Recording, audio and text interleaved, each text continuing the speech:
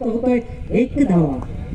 मात्र जोपर्यंत पप्पू राऊंड मैदानावर ठाणून आहे तोपर्यंत मांडव येतात गावठणवाडी संघाला भीती नाही किंवा कशाची गरज नाही.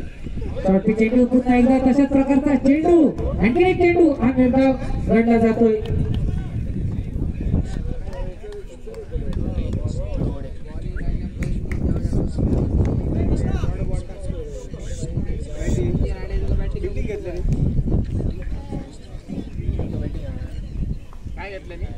सुंदररित्या षटक हाताळण्याचं काम मात्र एक वेगवान गोलंदाज भाऊ गावडे यांच्या मार्फत पाहायला मिळतंय.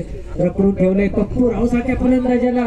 मात्र इथे पाहताय उजवेशीच्या बराच बाहेर पंचांचे दोन्ही हात समांतर शाहरुख खानच्या स्टाईल मध्ये दिसतोय ते पंच अक्षय राऊत. एक अतिरिक्त धाव हे मिळते ते मांडव येतात गावठणवाडी संघाला. एका धावाने धापलं पुढे सरसावतोय तो 2 या धावसंख्येवर. थोडीशी सावध आणि संतगती सुरुवात. एका बाजूला तगडा फलंदाज पप्पू राऊत तर दुसऱ्या बाजूला तगडा गोलंदाज भाऊ गावडे दिसेल. दोघांमधील द्वंद्व युद्ध कशा प्रकारे चालेल अजूनपर्यंत 2 धावा ह्या करू शकत ते मांडव येतात गावठणवाडी संघ.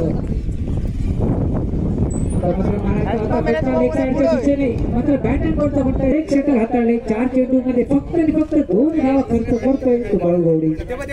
मला वाटतं मालवण बोर्डिंग ग्राउंडवर सकाळच्या सत्रात नेहमी सराव करताना दिसतात. आम्हाला व्हिडिओ टाकतात फोटो टाकतात ते बाळू गावडे गोलंदाजी मार्गावर दिसतोय. उजव्याशीच्या मात्र बराच बाहेर पंचांचे दोन्ही हात समांतर सोयर असा चेंडू अतिरिक्त 1 धाव मिळते ती फलंदाजी करणाऱ्या संघाला म्हणजेच मांडव येतात गावठणवाडी संघाला. अतिरिक्त धाव मात्र पुढे सरसावतोय 3 या धावसंख्येवर.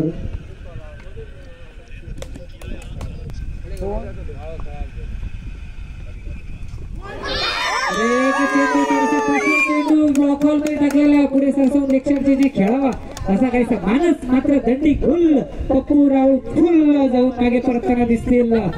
बाद होतोय तो एक आक्रमक फलंदाज पप्पू राऊत आणि त्यांची जाग घेण्यासाठी नौका फलंदाज दिसेल एक युवा फलंदाज हर्षद राऊतची या 2 वर्षांमध्ये बहरलेली फलंदाजी गोलंदाजी तसेच क्षेत्ररक्षण तिन्ही क्षेत्रामध्ये अव्वल म्हणूनच ऑलराऊंडर स्वरूपात ज्याची गणना होते तोच हर्षद राऊत मात्र मैदानावर तालुक्यात होईल.